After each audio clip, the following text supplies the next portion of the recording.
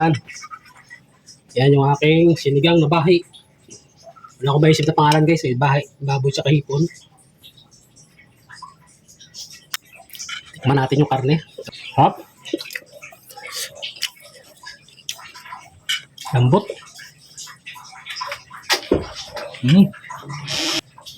Masarap yung kanuluto guys. Masarap na.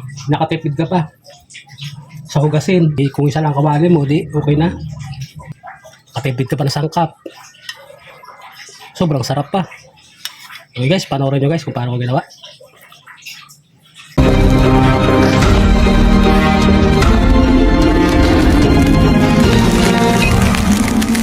Guys, magandang araw. Medyo sumikat-sikat ng konti na yung araw. Ito tayo sinigang. Ito ko na guys lutuin sa kawali. Para kita sa video ba. Sinigang, combo. Itong ulam namin ngayon guys, pananghalian. Sinigang, kulabs.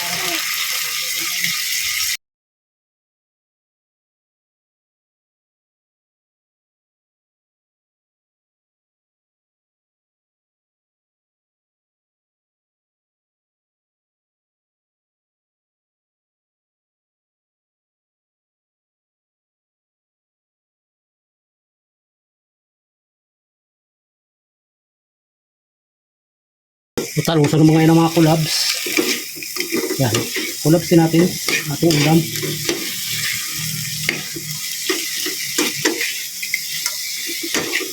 Yan, titigil tayo sa paghalo para pantay yung kulay.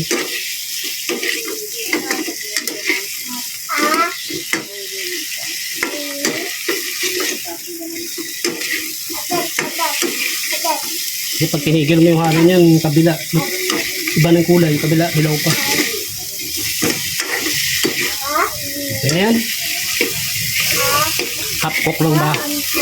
So, ilagay ko muna ito dito guys. Yan. Ito tawag na.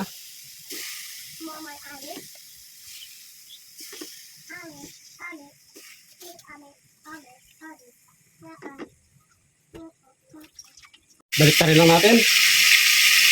At pinapalabas ko lang guys yung katas ng baboy natin.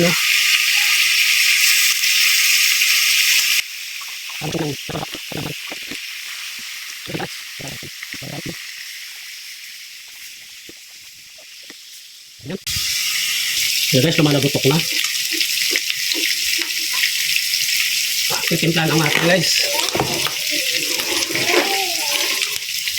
Natin patis. Patis, sibuyas guys. Ganda na kulay guys. Diba?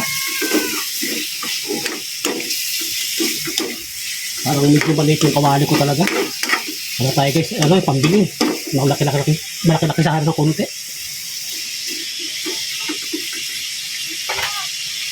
Kamatis, pampalinamnam.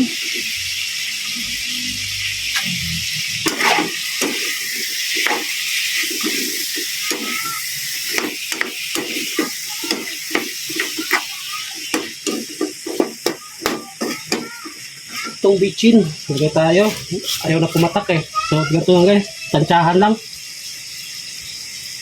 Ganyan. Sanang, sabaw, pampalambot. Yung pantay lang ng karne guys. Yan.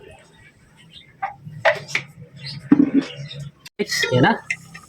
Lambot na yan. Ang tagal pa naman. Okay.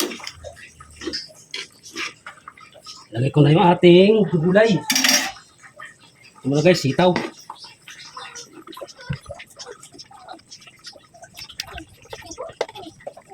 Okay.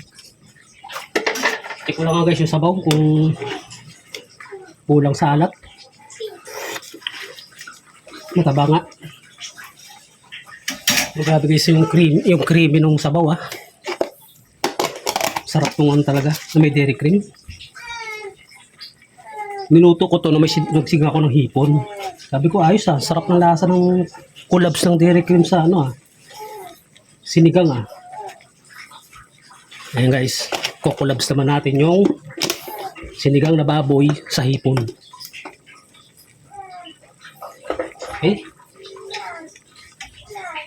Maya-maya, siguro mga 2 minutes.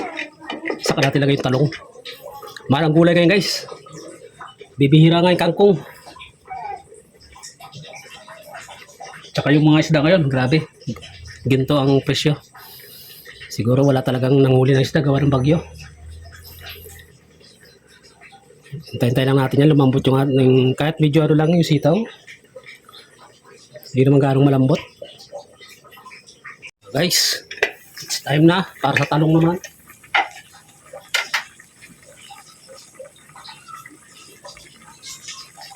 Malik talaga guys yung aking kawali. Kasi sumunod ko kawali dito, pang piyestahan naman na. Laki. Kailangan ko talagang tuloy ko lang guys. Medyo nawala na rin yung sabaw niya. Ito talong, mabilis lang ito lumambot. Gawa ng manipis pa yung aking kayat. Pero sa talong, hindi pwedeng half cook. Sa akin, ayaw ko ng half cook na talong. Nakakatihan ako guys. Talong. Wow, sarap. Wala pang pang-asim yan. Agad ako guys ng sabaw. At sigurado, sabaw ang bibila dito.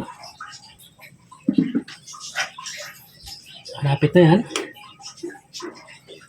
Pag medyo malambot na yung talong, lagyan na natin yung huling gulay natin.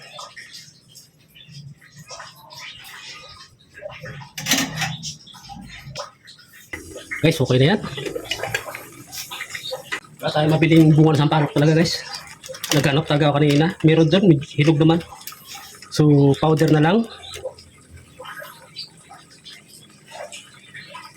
Kumunti ulit yung sabaw guys. Nakalikat ako eh. Nagsasambay kasi ako.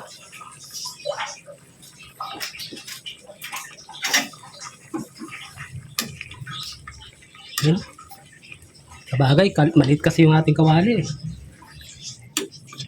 Pero ayos na yan. At least yung lasa talagang buo-buo. Pero yung sabaw talagang habol ko dito guys.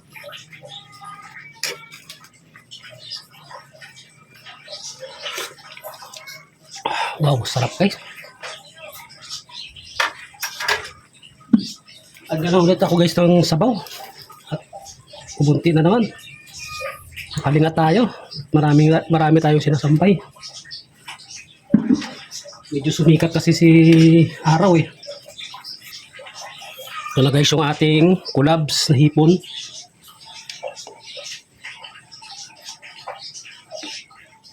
Medyo gandahan ko lang ng salansan para naman ganda no. Wala akong maisip guys na title dito. Malamang sinigang na bahi na lang. Sinigang na bahi. Baboy hipon. Kulabs. Okay. Ito yung ating kangkong.